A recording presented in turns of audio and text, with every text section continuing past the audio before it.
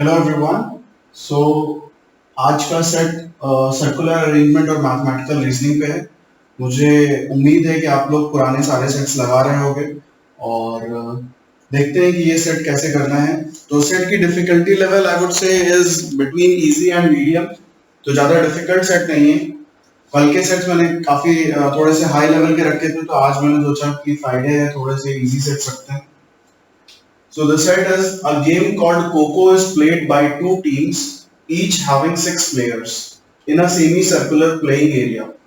Each player of both the teams occupies exactly one of the six positions P0, P45, P90, P135, 180 and base. तो ये positions हैं जो सबने occupy कर रखी हैं। ये बेस है, ये जीरो पोजीशन है, 45, 90, 135 and 180। Now there are two teams. पहली टीम में A B C D E and F है और दूसरी टीम में P Q R S T and U. So first let's draw this figure here. तो ये हमारा फिगर हो गया। हम पोजीशंस मार्क कर देते हैं। So this is position base, this is position 0, this is position 180, this is position 135, ये है P90, this is P45. So these are the available positions. अब टीम 1 के बारे में कुछ क्लूज दिए हुए हैं, so let's see them. So the first one is A plays either at P0 or at P90, B plays either at P45 or at P180. Now you can see that from the first two clues, we cannot easily identify whether A is at P0 or 90, similarly for B. But for the C, that is the third person, it is clearly given that C plays at P90. So I can write C here. Now as soon as you get one fixed, you can now try to find out where position 90 is used. So if I see first clue, here position 90 and position 0 both are used. Position 90 तो use हो चुकी है, तो क्या बचा? Position 0 बची, so A has to be here. Now we have position 0 and position 90. तो हम देखेंगे, जैसे हमें यहाँ पे दिख रहा है फोर्थ में E plays either at P45 or at P90. P90 is gone, so E has to be at P45. Now use clue number 2. B plays either at position 45 or at position 180. Position 145 जा चुका है, तो position 180 ही बचा, तो B has to play here. Now F plays either at position 0 or at position base. 0 जा चुका है, तो F has to play at base. अब हमने A, B, C, E और F को यूज कर लिया है, तो D के लिए तो सिर्फ यही पोजीशन बचती है। तो ये टीम 1 के हमें एग्जैक्ट पोजीशन पता चल गई। अब हम टीम 2 को देखते हैं। टीम 2 में दिया हुआ है P plays at P45 if T plays at P base, यानी कि PQRSTU जो है उसमें T और P के बीच में रिलेशन दिया हुआ है। Otherwise P plays at P135, अभी हम इसको नहीं यूज कर सकते हैं। सेकेंड क्लू है Q plays either at P0 or at P base, इसको भी नहीं यूज कर सकते हैं। R plays at P45 if A plays at P90. Now the third clue is dependent on team 1's position, और team 1 की position हमें पता है, तो हम इस वाले क्लू को पहले देखते हैं। R plays at P45 if A plays at P90. तो A तो P90 पे है नहीं, इसका मतलब R will not play at P position 45. Otherwise R plays at position base, so R has to play at position base. और हम इनको सर्कल में कर देते हैं, जैसे हमें क्लियरली पता चल जाए कि ये टीम 2 वाले हैं और ये टीम 1 वाले हैं। T plays either at P180 or at P base. Excuse me. So T या तो पोजीशन 180 पे खेलेगा या बेस पे खेलेगा। Base is already occupied, so T has to play at 180. U plays at P90 if E plays at P90.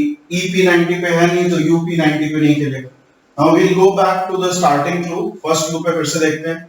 P plays at P45 if T plays at P base, but T P base पे खेल नहीं रहा है, so we need to go to the second part of that. Otherwise P plays at P135. So P plays at P135.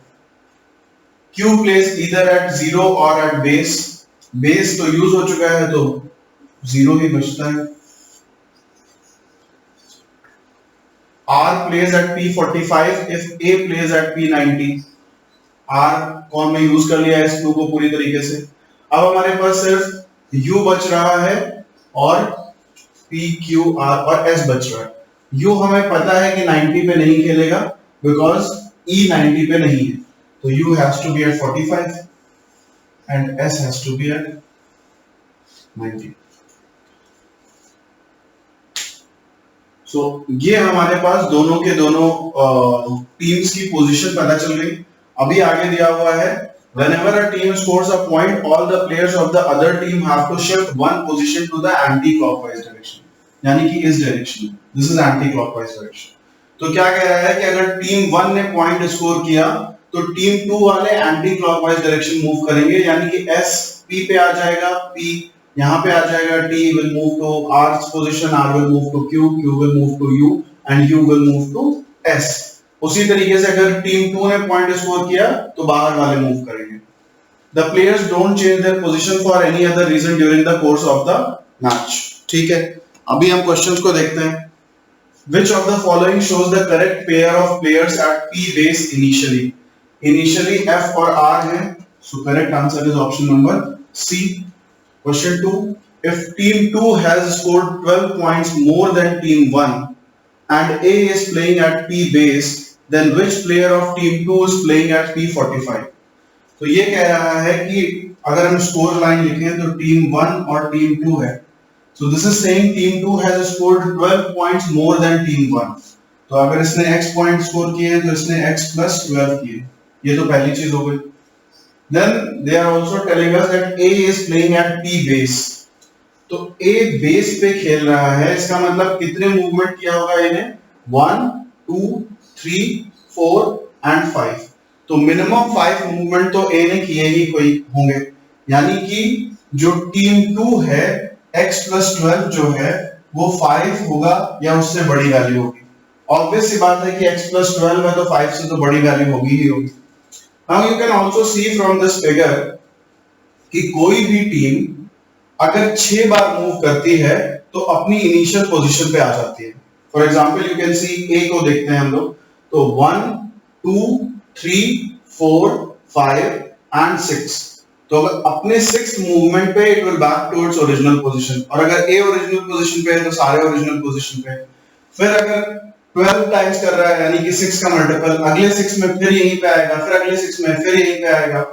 तो अगर A यहाँ पे है तो इसका मतलब है कि 5 तो उसने किया ही किया होगा, एंड इसको अगर हमें बढ़ाना है मतलब मोर देन 5 जाना है तो हम इसमें 6k को ऐड करते रहते हैं, यानी कि 5 हो या फिर 11 हो या फिर 17 हो या फिर 23 हो या फिर 29 हो एंड सो ऑन।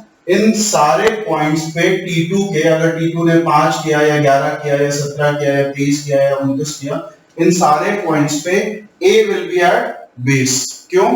क्योंकि हमें पता है कि 5 मूवमेंट करके वो बेस पे आ गया, तो पहले हमने 5 मूवमेंट करा के उसको बेस पे भेज दिया, और उसके बाद चाहे कितने भी 6 के मूवमेंट कराते रहो वो अपने बेस पे ही रहेगा।